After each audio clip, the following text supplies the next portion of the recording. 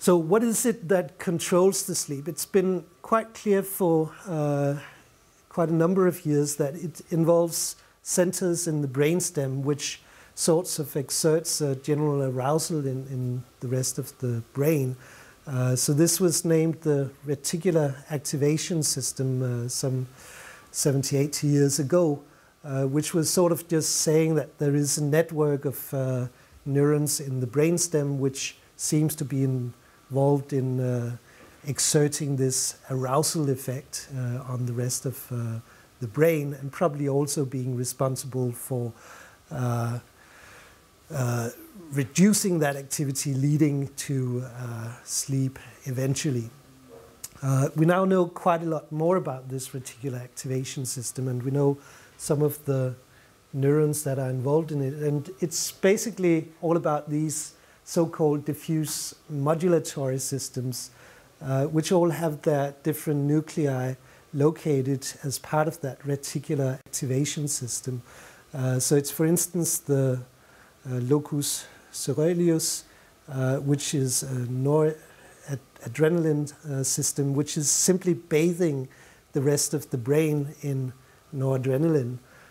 It's the Raphe nuclei, which are really a huge part of the reticular activation system, which send axons to basically all parts of the brain, sending out serotonin. It's the dopaminergic systems, which are located in also the brainstem from the substantia nigra and other nuclei which innervate especially the frontal part of the brain, and also the limbic system and the basal ganglia. And it's the cholinergic system with lots of projections, again, throughout the brain, with activity causing, in general, wakefulness. So what is generally found is that the neurons in these different nuclei are very much more active when we are awake than they are when we're sleeping. So it seems as if it's sort of a general decline in the activity of all of these systems, but possibly with some modulatory effects which are not really clear. But it is in general these systems that are involved, and it's their activity which seems to be regulated in order to induce sleep. We also know that it's in the relative importance of these different modulatory systems that are important in turning on REM sleep rather than non-REM sleep. So it seems as if the cholinergic neurons located in the brainstem tend to induce REM sleep, whereas the noradrenergic and the serotonin systems seem to be turning off sleep, to be antagonistic to REM sleep. So it's in the balance between these two systems and their mutual connections, which also induce this rhythmicity, turning REM sleep on and off through these connections and this communication between these two different systems.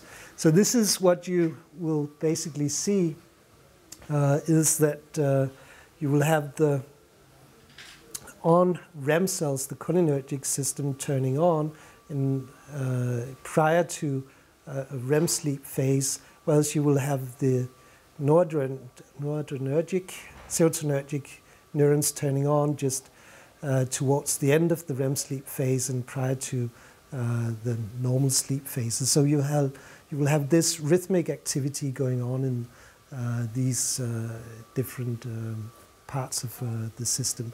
And through their mutual connections and feedback mechanisms, they will sort of have this cyclic activity, so that when one becomes active, the other one becomes inactive, etc. So part of that we know is regulated also by the suprachiasmatic nucleus, which is a very tiny nucleus which is located around the hypothalamus, just above the optic chiasm, so where you have the optic nerves crossing, and it's just right above that spot, close to the third ventricle. You see these two tiny small nuclei, and these seem to be hugely involved in regulating the various circadian rhythms that we have in our body, including also having quite significant effect on sleep. So when in a rat in this case, you destroy the suprachiasmatic, sorry, this is a non-human primate, so a monkey. So when you destroy the suprachiasmatic nucleus, the animal certainly falls asleep. It does sleep, but the rhythmicity that you see is completely gone. So here in a sham lesioned control animal, you see that the animal goes to sleep at the proper times, and when you destroy the suprachiasmatic nucleus, you sort of see absolutely no daily rhythm. It goes to sleep, it wakes up, it goes to sleep without any real rhythmicity to it. So the suprachiasmatic nucleus is not responsible for inducing sleep as such. It's responsible for creating the rhythmicity of sleep when we're awake, when we're actually sleeping.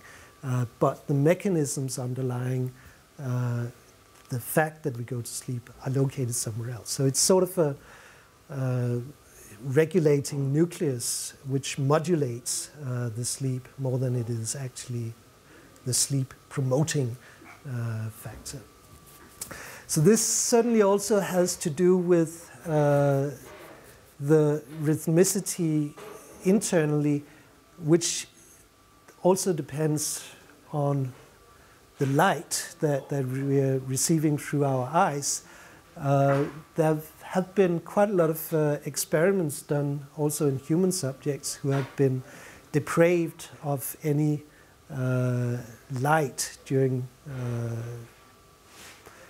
the whole day. And what you see in those cases where you have no external stimulus to tell you when it is day and when it is night is that there is a gradual drift away from the normal 24-hour daily rhythm that you would normally have. This all depends on the setting of your internal clock. So the suprachiasmatic nucleus seems to be the internal clock, which gives you sort of a basic rhythm. But that basic rhythm is then being influenced by daylight. So when doing these experiments, what you see is that subjects drift away from the normal clock so that they will gradually go to sleep. In this case, later and later, they will wake up earlier and earlier. And in the end, these subjects end up going to bed when he would normally have woken up, etc., without any relation to normal daylight cycle. So this is basically because most of us are born with an internal clock which is slightly longer than 24 hours. So some will have 24.5, some 25, some 26 hours internal clocks. That means that the daylight can sort of entrain that intrinsic rhythm and make it a little bit shorter by giving a daylight stimulus at certain intervals. If it had been the other way around, if our internal clock had been shorter than 24 hours, it wouldn't work because we would need to speed up the clock, and that's really, really difficult. It's much more easy for an external stimulus to slow down the clock, to speed up the clock a little bit, and give a stimulus so that the rhythm is initiated earlier on. So this is basically just showing that you have this rhythmicity which is determined by intrinsic neural mechanisms, but that daylight can influence